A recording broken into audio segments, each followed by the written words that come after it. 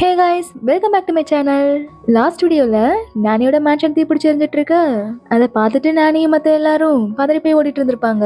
இதுக்கப்புறம் என்ன நடக்குது அப்படிங்கறத நம்ம இந்த வீடியோல பார்க்கலாம். இந்த டெங்கியும் இருக்கான்ல, அங்க கட்டையை மட்டும் விட்டுட்டு வந்துட்டு யூசிட்ட வந்து ஏதோ தீய கொளுத்தி விட்டு பழி வாங்கிட்டேன் அந்த லிங்க அப்படிங்கிற மாதிரி இப்பவாத என்ன விட்டுருங்களேன் அப்படின்னு பேசிட்டு இருக்கான். யூசேவா? ஓ அப்படியா, நீ அவங்க வீட்டுக்கு தீய வச்சுட்டு வந்துட்ட, இதை நான் நம்பணுமா அப்படிங்கிற மாதிரி கேட்டுட்டு இருக்க. தீய வச்சுட்டு தான் வந்தேன், ஆனா இது வேற மழை காலம்ல, அதனால வெளியில ரொம்ப குளிரா இருக்கிறதுனால தீ பத்திக்காம அது அணைஞ்சு கூட போயிருக்கலாம் அப்படின்னு சொல்லிட்டு இருக்கான். உடனே யூசேவும் அப்ப வீட்டுல தீ பத்திக்காது அப்படிதானே அப்படின்னு கேட்டுட்டு இருக்க. அங்க சில வீரர்கள் வந்து எங்களாடு நானியோட மேன்ஷன்ல தீ பிடிச்சிருக்கு அப்படின்னு சொல்லிட்டு இருக்காங்க. இதை கேட்டு யூசே பதறி போய், டேய் உண்மையாவே தீய பத்த வச்சுட்டியாடா அப்படின்னு எங்க பார்த்து கேட்க, இவனா ஐயோ சாமி நான் ஒண்ணும் பண்ணல அப்படின்னு தலையாட்டிட்டு இருக்கான். இப்ப வீரர்கள்ட்ட தீ ஏதோ ரொம்ப பிடிச்சி எரியல அப்படின்னு கேட்டுட்டு இருக்க. இப்ப அப்படியே நானியோட மேன்ஷனை பார்த்தா தீ பிடிச்சி எல்லா இடமும் அப்படியே சாம்பலாகாத குறையா எரிஞ்சிட்டு இருக்கு. இத பார்த்துட்டு ஆசைப்பட்டு வாங்கின வீடு இப்படி கண் முன்னாடி அழிஞ்சிட்டு இருக்கே அப்படின்னு நானி எல்லாம் அப்படியே மனசுடைஞ்சு அழவே ஆரம்பிச்சிடுறாங்க. இங்க பார்த்தா நேத்து நைட்டு ஃபெய்யு லிங்க்ட ப்ரப்போஸ் பண்ணிருப்பால, அதை வச்சு லிங்க கலாச்சுக்கிட்டு இவங்க எல்லாரும் மேன்ஷன் பக்கமா வந்துட்டு இருக்காங்க. என்ன இங்க ஒரே கும்பலா இருக்கு, யாரோட வீடோ தீ பிடிச்சி எரிஞ்சிச்சு போல அப்படின்னு நின்றுட்டு இருக்க. பாஸ் அது பார்க்க உங்க மேன்ஷன்ல இருக்கிற பார்மசி மாதிரியே இல்ல அப்படின்னு சொன்னதும் அப்பதான் வேற உள்ளார இருந்து எவனே கறிக்கோட்டை மாதிரி நல்லா கருக்கி வெளில எடுத்துட்டு வந்துட்டு இருக்கானுங்க. இவன் மண்டையில இருக்கிற அந்த கொண்டையை பார்த்துட்டு ஐயோ இது நம்ம ஃபெய்யுடா அப்படின்னு சொல்லி இவனுங்க எல்லாரும் ஃபெய்யு எந்திரி எந்திரின்னு சொல்லி இவனை எழுப்பிட்டு இருக்கானுங்க. அப்ப ரைட்டா அங்க யூசியும் டெங்கியும் வந்துட, ஏன்டா இவ்வளவு பெருசா தீய வச்சிருக்க அப்படின்னு இவன் கேட்க, டெங்கியும் எனக்கு இது தெரியாது அப்படின்னு சொல்லி ஓட பாக்குறான். எங்கடா ஓட பாக்குற, உள்ளார இருந்த யாருக்காவது ஏதாவது ஆச்சு அப்படின்னா நீ பண்ணிருக்கிற அந்த தப்புக்காக உன்னோட தலையை துண்டு துண்டா வெட்டினா கூட என்னோட ஆத்திரம் தீராது அப்படின்னு இவன் சொல்லிட்டு இருக்க. இது எல்லாத்தையும் ஃபெய்யு கேட்டுட்டு, அப்ப இது எல்லாத்துக்கும் நீங்க ரெண்டு பேரும் தான் காரணமா அப்படிங்கிற மாதிரி இவன் கேட்டுட்டு இருக்க. இப்பதான் இவனுங்களும் ஃபெய்யு அங்க இருக்கான் அப்படின்னா அப்ப இது யாரு அப்படிங்கிற மாதிரி பார்த்துட்டு இருக்கானுங்க. இதுல கறி கிடக்கிறது வேற யாரும் இல்ல, நம்ம லூ தான். இங்க அப்படியே கட் பண்ணா இந்த கேஸ் கோர்ட்டுக்கு போகுது. யூசே ஆரம்பத்திலேயே இதுக்கும் எனக்கும் எந்த ஒரு சம்மந்தமும் இல்ல அப்படிங்கிற மாதிரி தெளிவா சொல்லிடுறான். இதனால இப்ப குற்றவாளியா நின்றுட்டு இருக்கிறது நம்ம டெங்கிங் தான். இதுல ஃபெய்யு வேற வந்து இவங்க பேசின எல்லாத்தையும் நான் கேட்டேன், இவன் தான் அதை பண்ணியிருக்கான் அப்படின்னு சாட்சி சொல்ல, உடனே லீச்சங்கும் சட்டத்தை பேச ஆரம்பிச்சிடுறா. இந்த மாதிரி ஒரு தப்பு பண்ணவன நீங்க சும்மாவே விடக்கூடாது, இவனுக்கு குறைஞ்சபட்சம் 3 வருஷம் ஜெயில் தண்டனையும் 20 சவுக்கடியும் கொடுக்கணும் அப்படின்னு சொல்லிட்டு இருக்கா. இதை கேட்டதும் டெங்கிங் பயந்து போய் இவங்க எல்லாரும் என்ன தப்பா புரிஞ்சிட்டு இருக்காங்க, நான் தீபத்தை வைக்க நினைச்சேன்தான், ஆனா உண்மையாவே தீயெல்லாம் பத்த வைக்கல, இதெல்லாம் எப்படி நடந்துச்சுன்னு எனக்கு எதுவுமே தெரியாது அப்படின்னு சொல்லிட்டு இருக்க. நானியா பண்றதெல்லாம் பண்ணிட்டு பேச்சு பாரு, இவனும் சும்மாவே விடாதீங்க அப்படின்னு சொல்லிட்டு இருக்காங்க. இதனால ஜட்ஜும் நீ தீய பத்த வச்சியா பத்த வைக்கலையா அதெல்லாம் இங்க பிரச்சனையே இல்ல, உண்மை என்னன்னு சொல்லு அப்படின்னு கேட்டுட்டு இருக்க. அப்படியே கட் பண்ணி மேன்ஷன்ல காட்டுறாங்க. எங்க லூதான் இது ஒன்னும் யாரோ ஒருத்தர் பிளான் பண்ணி வீட்டை எரிக்கணும் அப்படின்லாம் எரிக்கல, இது லீச்சங்கால தற்செயலா நடந்த ஒரு ஆக்சிடென்ட் அப்படின்னு சொல்லிட்டு இருக்கான். உண்மையாவே என்ன நடந்திருக்கும் அப்படின்னா, லீச்சாங் வச்சுட்டு போனா அந்த அடுப்புல இருந்து தான் தீப்பட்டு முதல்ல பார்மசி ஏரிய ஆரம்பிச்சிருக்கும். இதை பார்த்துட்டு லூவும் மேன்ஷன் ஃபுல்லா தீ பரவுறதுக்குள்ள இதை எப்படியாவது அணைச்சிடலாம்னு சொல்லி போறப்போ அங்க கீழே இருக்கிற அந்த கட்டை தடுக்கி விழுந்து அந்த இடத்துலயே மங்கி விழுந்திருப்பான். இவதெல்லாம் சொன்னதுக்கு அப்புறம் தான் இவங்களுக்கும் இந்த மாதிரி விஷயம் நடந்துச்சு அப்படிங்கறது ஞாபகத்துக்கு வருது. இவங்க இத பத்தி யோசிச்சு பார்த்துட்டு இருக்க. அப்படியே இன்னொரு பக்கம் கோர்ட்ல காட்டுறாங்க. இங்க டெங்கிங்க உண்மையை சொல்ல சொல்லி நல்லா கையெல்லாம் கட்டி வச்சு சாத்து சாத்துன்னு சாத்திட்டு இருக்கானுங்க. டெங்கிங்கும் வழி தாங்க முடியாம நான் உண்மையை சொல்லிடுறேன் அப்படின்னு சரணடைஞ்சிடுறான். இப்ப என்ன உண்மையை சொல்ல போறான்னு பார்த்தா, நான் தீ வைக்க போனது உண்மைதான், ஆனா என்ன உண்மையாவே அனுப்பி வச்சது இந்த ஆளுதான் அப்படின்னு யூசேவை கொத்து விட்டுறான். யூசேவா ஏன்டா அப்படி பச்சை போய் புழுவுற, இவன் ஏமாத்துறா, சத்தியமா சொல்றேன் இதுக்கும் எனக்கும் எந்த சம்மந்தமும் இல்ல, இவன் வேணும்னே என்ன மாட்டி விட பாக்குறான் அப்படின்னு சொல்லிட்டு இருக்க. ஜட்ஜும் தகுந்த ஆதாரம் இல்லாம யாரையும் விசாரிக்க முடியாது, அதனால இந்த வழக்க ஒத்தி வைக்கிறேன் அப்படின்னு சொல்லிட்டு இப்ப இவனை மட்டும் அங்க எழுதிட்டு போயிட்டு இருக்காங்க. ஆனா இப்ப இவங்க எல்லாருக்கும் யூசே மேல கடுப்பாயிடுது. லீச்சங்கும் கூடிய சீக்கிரமாவே தகுந்த ஆதாரத்தோட உங்க 2 பேரும் சிறையில் அடைப்பேன் அப்படின்னு சொல்லிட்டு இருக்க. அதுக்கு நானியும் கவலைப்படாத, இந்த தடவை நானும் உனக்கு சப்போர்ட் பண்றேன், நம்ம குடும்ப நீதிக்காக நம்ம எல்லாரும் சேர்ந்து போராடுவோம் அப்படின்னு சொல்லிட்டு இவனை பார்த்து மறைச்சிட்டு இருக்காங்க. இவனா என்ன பார்த்து ஏன்டா மறைக்கிறீங்க, நீங்க மறைச்சாலும் இதுக்கும் எனக்கும் எந்த சம்மந்தமும் இல்ல அப்படின்னு சொல்லிட்டு இருக்கான். அப்படியே இங்க பார்த்தா இவங்க 2 பேருக்கும் தான் இப்ப நடந்த எல்லாமே தெரியும்ல, அதனால அந்த காவலர்கள்ட்ட போயிட்டு இங்க எவிடன்ஸ் எதுவும் கிடைச்சதா அப்படிங்கிற மாதிரி கேட்க, அப்பதான் டெங்கிங் விட்டுட்டு போன அந்த கட்டை கிடைக்குது. இத பார்த்துட்டு கண்டிப்பா அந்த குற்றவாளி இத வச்சுதான் தீ வச்சிருக்கணும் அப்படின்னு சொல்லிட்டு இருக்க இவனுங்களும் கண்டிப்பா அதை வச்சு விசாரிக்கிறோம் அப்படின்னு சொல்லி அதை எடுத்துட்டு போயிடுறானுங்க. இப்ப ஜின்னுக்கு ரொம்பவே குழப்பமா இருக்கு. ஏன்னா லீச்சங்கோட ஸ்டவ்னால தான் இந்த மேன்ஷனே எரிஞ்சிருக்கு அப்படின்னா அப்புறம் ஏன் இதுக்கு எங்களாட்டும் டெங்கியும் பொறுப்பேத்துக்கணும், எனக்கு ஒண்ணுமே புரியல அப்படின்னு சொல்லிட்டு லீச்சங்கோட ஸ்டவ்னால தான் இது எல்லாமே நடந்துச்சு அப்படின்னா இவங்களுக்கு நஷ்ட ஈடுன்னு எதுவுமே கிடைக்காதுல்ல. அதனால அம்மாக்கு தெரிஞ்சாலும் ரொம்பவே கஷ்டப்படுவாங்க. இது போற மாதிரியே போட்டும் அப்படின்னு சொல்லி விட்டுடுறாங்க. ஆனா லூ இதை விடுற மாதிரி இல்ல, நான் கண்டிப்பா சொல்லுவேன் அப்படின்னு சொல்லி நிக்க அப்படியே சின்ன கிட்ட பலார்னு ஒரு அறை வாங்கிடுறான். இதுல இவனுக்கு இன்னும் கொஞ்சம் கடுப்பாயிடுது. இந்த குடும்பத்துல 3வது பொண்ணை பார்த்தா தீ வச்சு எரிச்சிட்டு போறா, மூத்த பொண்ணை பார்த்தா கை நீட்டி அரைஞ்சிட்டு போறா. கொஞ்சம் விட்டுருந்தா நான் தானே தீல கருகி செத்து போயிருப்பேன் அப்படின்னு கத்திட்டு இருக்க. அதுக்கு பேலனும் இப்படி கத்தி கத்தி பேசாதீங்க, ஜின்னோட காதுல எதுவும் விழுந்துற போகுது அப்படின்னு சொல்லிட்டு இருக்கா. நல்லா கேட்கட்டும், அதுக்கு தான் கத்திட்டு இருக்கேன். லீச்சங்கோட ஸ்டவ்னாலதான் இந்த மேன்ஷனே எரிஞ்சிச்சு அப்படிங்கிறது தான் உண்மை அப்படின்னு சொல்லிட்டு இருக்க. இத பின்னாடி நின்னுட்டு இருந்து நானி கேட்டுறாங்க. நானிய பார்த்ததும் நீங்க வந்துட்டீங்களா, நான் உங்ககிட்ட ஒண்ணு பேசணும் அப்படின்னு சொல்லிட்டு இவன் போக உண்மை எதுவும் சொல்லி வச்சிட போறாரோ அப்படிங்கிற பயத்துல இவர் அடங்க மாட்டாரு போலயே அப்படின்னு இவ பேலனும் ஓங்கி அரைஞ்சிடுறா. ஆனா நானி தான் அரைகுறையா கேட்டு வச்சிருப்பாங்கல்ல, அதனால லூவை பார்த்து இப்ப நீ என்ன சொன்ன அப்படிங்கிற மாதிரி கேட்க அப்படியே கட் பண்ணி யூசேவை காட்டுறாங்க. நியூஸே பெய்யுட்ட இதுக்கும் எனக்கு எந்த சம்மந்தமும் இல்ல அப்படிங்கிற மாதிரி பேசி புரிய வைக்க ட்ரை பண்ணிட்டு இருக்கான். ஆனா ஃபெய்யு இவனை நம்புற மாதிரியே இல்ல. என்ன தப்பா எடுத்துக்காத, நான் உண்மை என்ன அப்படிங்கறத கண்டுபிடிச்சே ஆகணும் அப்படின்னு சொல்லிட்டு அவன் அங்க இருந்து கிளம்ப எங்க நானிக்கு எல்லா உண்மையும் தெரிஞ்சு போயிடுது. இப்ப நானிக்கு என்ன பயம் அப்படின்னா இந்த உண்மை லீச்சனுக்கு தெரிஞ்சா அவ நீதி நேர்மை அப்படின்னு குற்ற உணர்ச்சியில அவளே போய் கோர்ட்ல ஆஜராகவும் நிறைய வாய்ப்பு இருக்கு. அதனால எக்காரணத்துக்காகவும் இந்த உண்மை அவளுக்கு மட்டும் தெரியக்கூடாது அப்படின்னு இவங்களும் அந்த கும்பலோட சேர்ந்துடுறாங்க. இப்ப அதே மாதிரி லீச்சங்கும் வந்து இவங்களுக்கு நீதி வாங்கி கொடுக்குறேன் அப்படின்னு அங்க எதுவும் எவிடன்ஸ் கிடைக்குதா அப்படின்னு தேட ஆரம்பிக்கிறா. ஆனா முன்னாடியே லூவை வச்சு எல்லாத்தையுமே கிளீன் பண்ணி வச்சிருப்பாங்க. அதனால இவளுக்கு எவிடன்ஸ் எதுவும் கிடைக்கல. இப்ப நானி என்ன சொல்லிட்டு இருக்காங்க அப்படின்னா இந்த விஷயத்த அப்படியே விட்டுறலாம், இது கண்டிப்பா கோர்ட்ல நிக்காது, அதனால நம்ம பழைய சிட்டிக்கு போயிட்டு அங்க ஒரு புது வாழ்க்கையை ஆரம்பிக்கலாம் அப்படின்னு சொல்லிட்டு இருக்க. லீச்சங்கா இந்த கோர்ட்ல கேஸ் நிக்கலனா என்ன, நான் இந்த கேஸ சுப்ரீம் கோர்ட் வரைக்கும் எடுத்துட்டு போவேன், அதுக்காக நீதி கேட்டு இப்பவே மனு எழுத போறேன். நீங்க எல்லாரும் அந்த எங்களாட பார்த்து பயப்படுறீங்கன்னு நினைக்கிறேன், ஆனா நான் அப்படி இல்ல, கண்டிப்பா அவனுக்கு தண்டனை வாங்கி கொடுத்தே தீருவேன் அப்படின்னு சொல்லிட்டு இப்பவே நான் மனு எழுத ஆரம்பிக்கிறேன் அப்படின்னு கிளம்புறா. இப்ப அப்படியே நடுராத்திரியில லீச்சங் மனு எழுதி வச்சிருக்கிறதெல்லாம் பார்த்துட்டு லூ வந்து நானிக்கிட்ட அவ இவ்ளோ பெரிய அளவுக்கு மனு எழுதி வச்சிருக்கா அப்படின்னு சொல்லிட்டு இருக்க.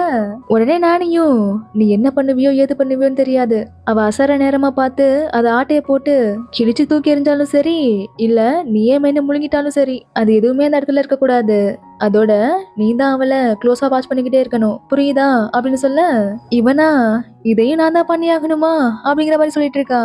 அப்ப பெலின் என்ன சொல்றா அப்படின்னா நம்ம சித்தப்பா கிட்ட லீச்சங் நல்லா பேசுவால, அதனால நம்ம சித்தப்பா இதை பத்தி லீச்சங் கிட்ட பேசினார்னா அவ கண்டிப்பா கேட்டுக்குவா, நம்ம ஏன் அவரை வச்சு பேசக்கூடாது அப்படிங்கிற மாதிரி சொல்ல இப்பதான் ஆமா இவர் எங்க ஆளையே காணோம் அப்படிங்கிற மாதிரி தேட ஆரம்பிக்கிறாங்க.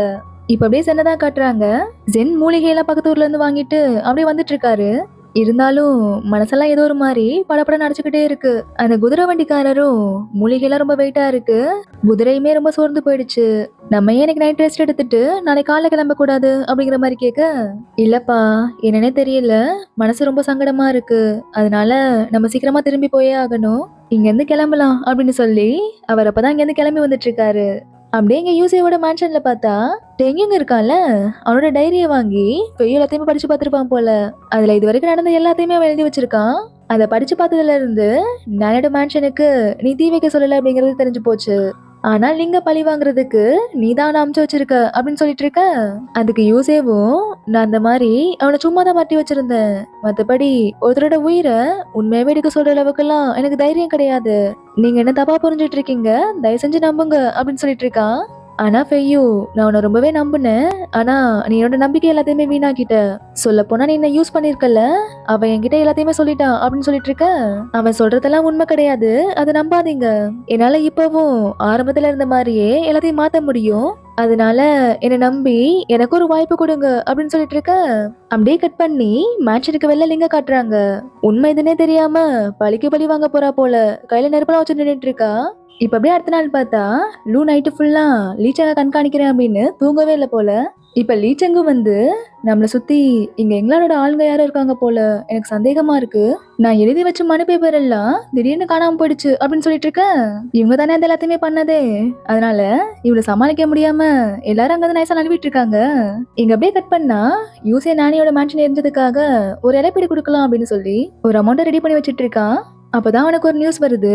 இந்த மாதிரி ஒரு பொண்ணு உங்களை பழி வாங்கணும் அப்படிங்கிறதுக்காக உங்க மேன்ஷனே இருக்க பார்த்தா அவளை பிடிச்சி நாங்க ஜெயில போட்டிருக்கோம். அவளை கேட்டா உங்களுக்கு தெரியும்னு சொல்றா.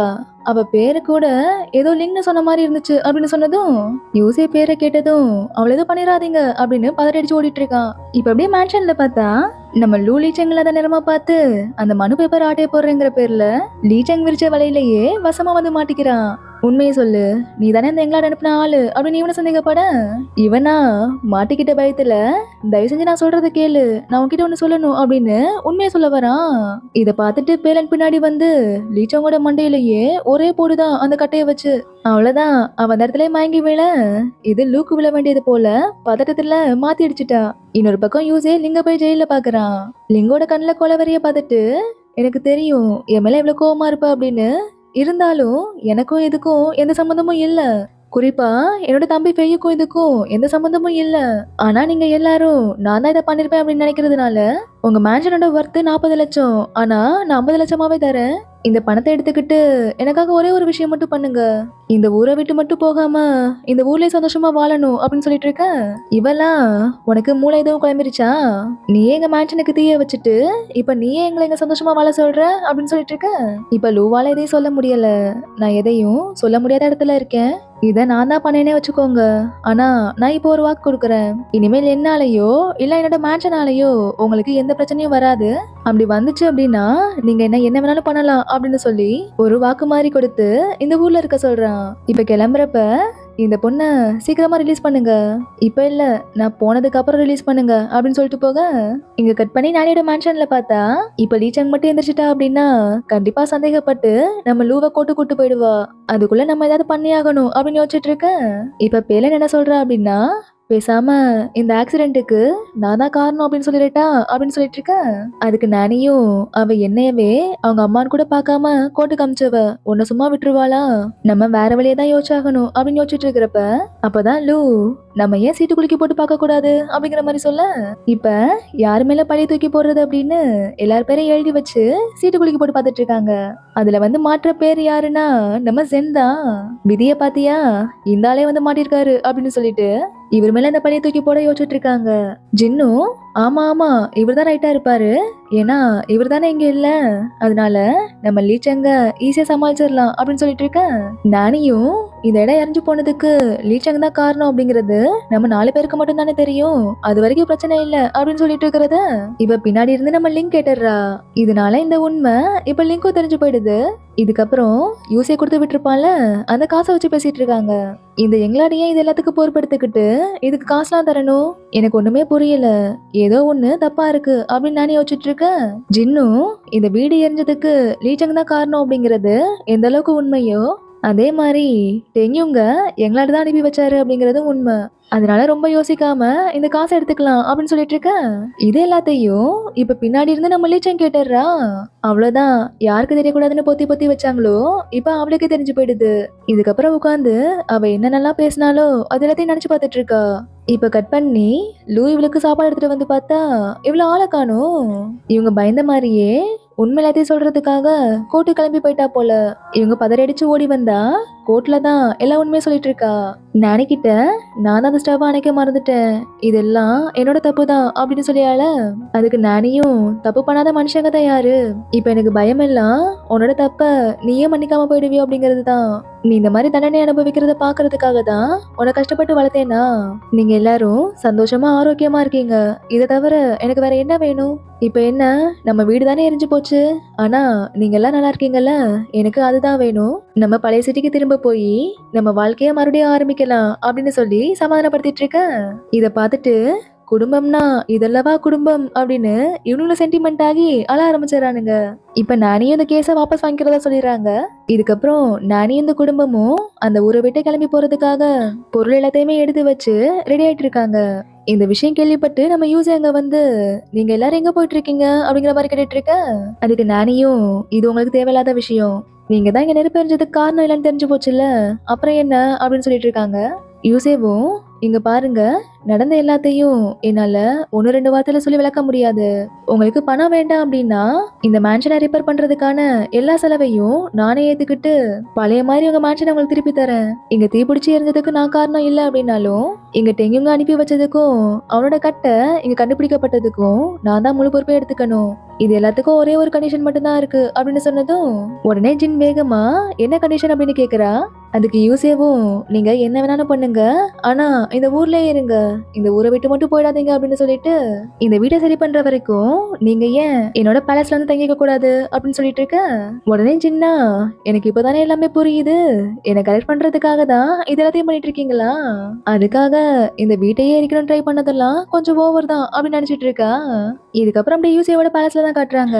இந்த பேலஸ் எனக்கு கல்யாணம் ஆனதுக்கு அப்புறம் நாங்க எல்லாரும் வந்து வாழ்றதுக்காக கட்டினது. ஆனா எனக்கு இன்னும் கல்யாணம் ஆகல அப்படிங்கறதுனால நீங்க தாராளமா இங்க தங்கிக்கலாம், எந்த பிரச்சனையும் இல்ல அப்படின்னு சொல்லிட்டு இருக்க. இவங்க எல்லாரையும் அப்படியே ராஜா மரியாதையோட அதுக்குள்ள கூட்டிட்டு போயிட்டு இருக்காங்க. இதுக்கப்புறம் அப்படியே நைட்டு ஃபைவிட்ட இவங்க தங்குறதுக்காக எப்படி எல்லாம் ஏற்பாடு பண்ணி வச்சிருக்கேன்னு பாருங்க, இனிமேல் எந்த பிரச்சனையும் இல்லை அப்படின்னு சொல்லிட்டு இருக்க. அதுக்கு ஃபெய்யும் லிங்க் நல்லா இருக்கால அப்படின்னு கேட்டுட்டு நானியோட வீடை சரி பண்றதுக்காக வேண்டிய செலவை நான் உனக்கு பணமா திருப்பி தந்துடுறேன் அப்படின்னு சொல்லிட்டு இருக்கான். அதுக்கு யூசேவும் என்ன பேசுறீங்க நீங்க, நமக்குள்ள எதுக்கு இதெல்லாம், பரவாயில்ல இருக்கட்டும், முதல்ல வந்து நான் பண்ண ஏற்பாட பாருங்க அப்படின்னு சொல்லிட்டு இருக்கேன். ஃபெய்யோட அரண்மனையில இருந்த ஆளுங்க வந்து பேரரசி தோவாகர் திடீர்னு மயக்கம் போட்டு விழுந்துட்டாங்க, அதனால ராஜா அவங்கள அவசரமா கூட்டு வர சொன்னாரு அப்படின்னு சொல்லிட்டு இருக்க. ஃபெய்யும் நான் உடனே இங்க இருந்து கிளம்பி ஆகணும் அப்படின்னு சொல்லிட்டு அங்கிருந்து கிளம்பிடுறான். யூசே தான் அப்ப பண்ண ஏற்பாடெல்லாம் வீணா போச்சா அப்படிங்கிற மாதிரி பார்த்துட்டு இருக்கான். இதோட இந்த பார்ட் முடியுது. இதுக்கப்புறம் நடக்கிறத நம்ம அடுத்த வீடியோல பார்க்கலாம். இந்த வீடியோ உங்களுக்கு பிடிச்சிருந்துச்சு அப்படின்னா லைக் பண்ணுங்க, ஷேர் பண்ணுங்க, மறக்காம சப்ஸ்கிரைப் பண்ணிக்கோங்க. பாய்.